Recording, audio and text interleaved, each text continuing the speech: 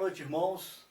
Vamos então ao que o Senhor tem para nós nessa quarta-feira. Mateus, no capítulo 25, versículo 10. Aliás, vou ler o 9. Mas as prudentes responderam, dizendo: não seja o caso que nos falte a nós e a vós. Ide antes aos que o vendem e comprai-o para vós. E tendo elas ido comprá-lo, chegou o esposo, e as que estavam preparadas entraram com ele para as bodas, e fechou-se a porta. E depois chegaram também as outras virgens, dizendo: Senhor, Senhor, abre-nos a porta. E ele respondendo disse: em verdade vos digo que vos não conheço. Vigiai, pois, porque não sabeis o dia nem a hora em que o Filho do Homem há de vir. Meus irmãos, eu entendo que tudo que está revelado, tudo que está escrito na Escritura Sagrada, na Bíblia Sagrada, seja a respeito de acontecimentos futuros, seja a respeito de acontecimentos passados, contém, entretanto, o princípio de ação do reino dos céus, os princípios da ação divina, o modus operandi de Deus. E eu quero retirar daqui não uma indicação escatológica, não uma previsão do futuro, não uma interpretação de coisas que hão de acontecer, mas eu quero retirar daqui uma lição prática do caráter de Deus, da maneira como Deus opera no meio dos seres humanos e da maneira como Deus opera, creio eu, no geral, certo? Com todas as possibilidades de criaturas que existem e que nós somos apresentados por meio da Bíblia Sagrada. Eu acho que tanto os anjos como os arcanjos são tratados dentro de um mesmo princípio. Os querubins, os serafins, os seres humanos são tratados dentro de um mesmo princípio. E cada situação na Bíblia Sagrada revela esse princípio de ação de Deus. E eu vejo no relacionamento com os homens, com os seres humanos, com os cristãos, num país cristão, numa região da terra cristianizada, onde o Evangelho teve muita aceitação. Eu vejo pessoas que se nomeiam cristãos, que se autodeclaram cristãos, que professam a fé cristã, com uma cultura, uma determinada maneira de agir que não está condizente com o princípio dessa passagem bíblica. Porque eu aprendo com essa passagem bíblica muitas coisas, dentre elas que nós precisamos de viver o agora na presença de Deus. Eu, como pregador do Evangelho, há muitos anos eu prego o Evangelho, eu percebo que quando você fala de promessas futuras, quando você fala daquilo que Deus tem preparado para os que creem, para os que vencerem, a palavra tem uma aceitação maravilhosa. E eu, como pregador, e os pregadores são tratados de uma forma muito gentil pelos ouvintes. Mas quando a situação recai para uma vivência presente, diária com Deus, a situação já é diferente. Os homens gostam de esperar aquilo que Deus promete, aquilo que Deus liberou, conquistou em Cristo Jesus. Mas os homens não querem viver aquilo que pode levar a alcançar essas promessas, que é uma vida na presença de Deus, que é uma vida no momento presente, certo? Agradável a Deus. Isso as pessoas não querem aceitar.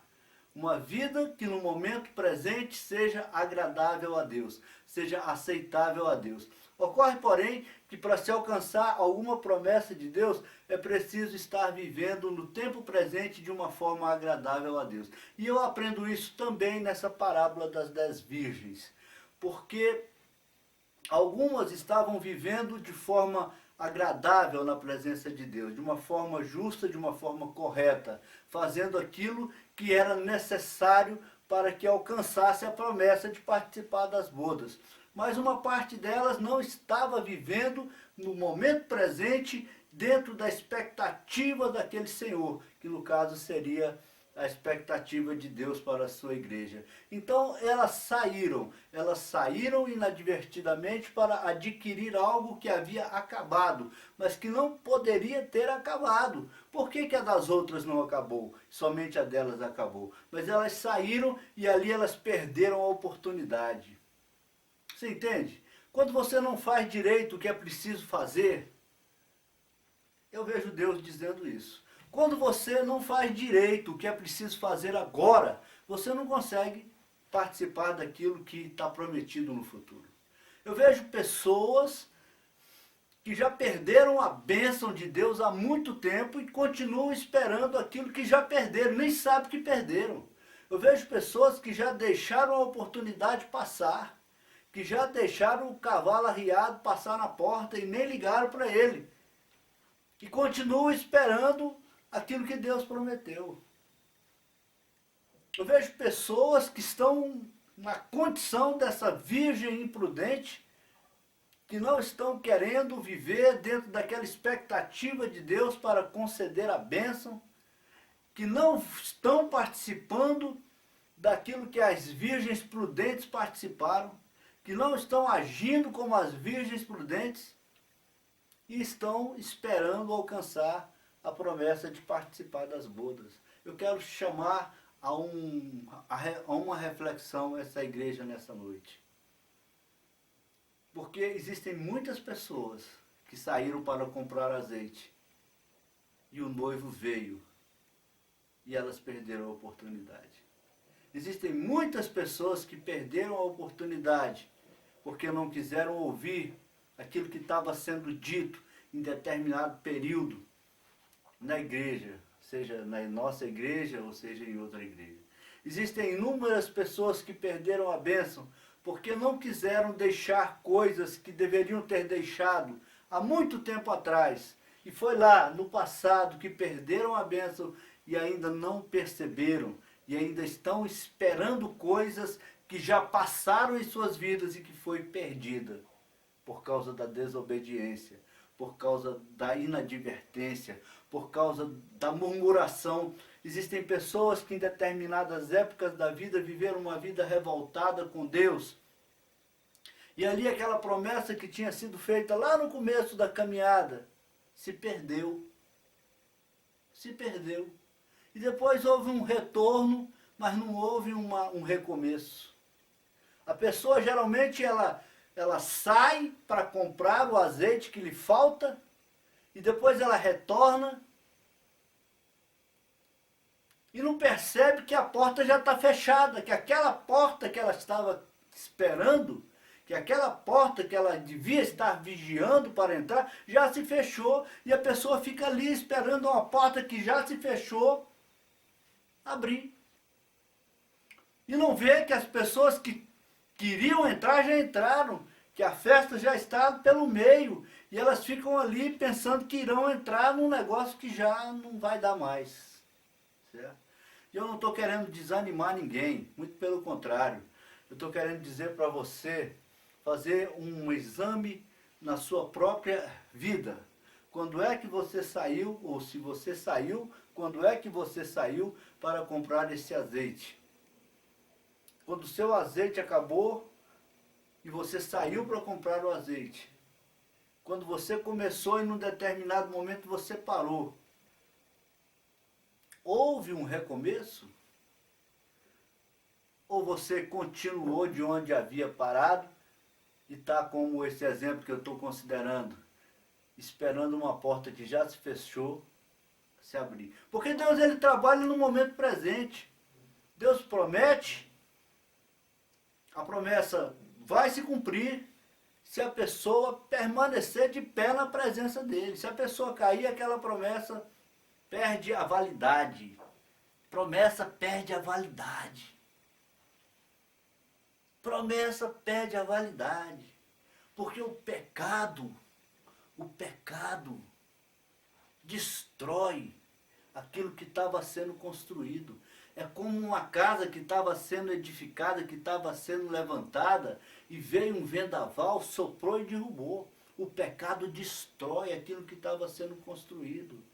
E aí, meu irmão, é preciso ver lá no Apocalipse capítulo 2. Lembra-te de onde caíste, arrepende e volta às primeiras obras. E eu quero que você entenda isso nessa noite, para que não fique esperando numa porta que já fechou.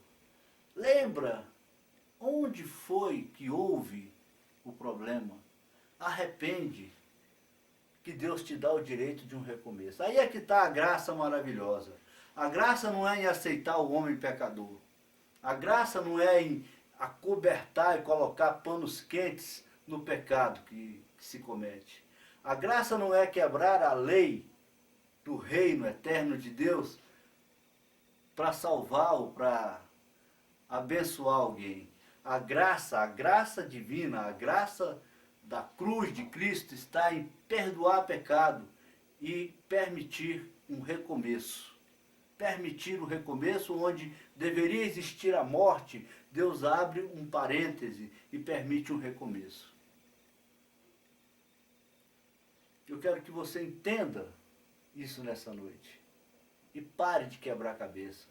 É mais fácil aceitar que errou e aceitar que Jesus perdoa pecado e confessar o pecado e recomeçar do que ficar insistindo, batendo numa tecla que já está quebrada, que já está estragada, que não vai dar resultado. Eu quero que você entenda que se confessarmos os nossos pecados, como está escrito em 1 João, capítulo 1, versículo 9, Ele é fiel e justo para nos perdoar os pecados e nos purificar de toda injustiça.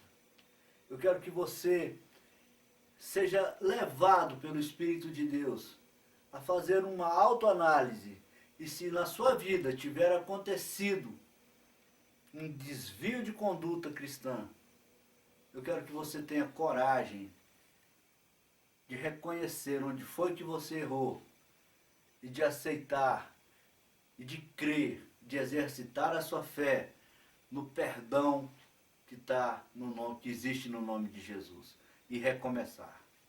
Recomeça, irmão. Recomeça do zero.